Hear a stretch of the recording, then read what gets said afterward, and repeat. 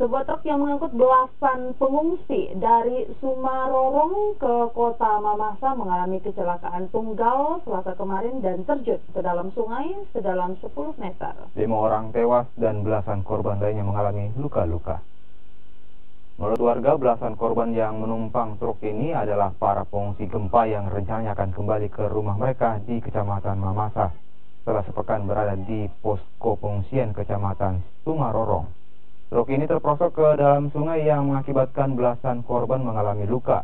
Sementara itu, 5 korban lainnya meninggal dunia. Seluruh korban meninggal maupun luka dibawa ke Puskesmas Sumarorong. Sementara itu, kepolisian dari Polsek Sumarorong masih melakukan penyelidikan untuk mengetahui penyebab kecelakaan.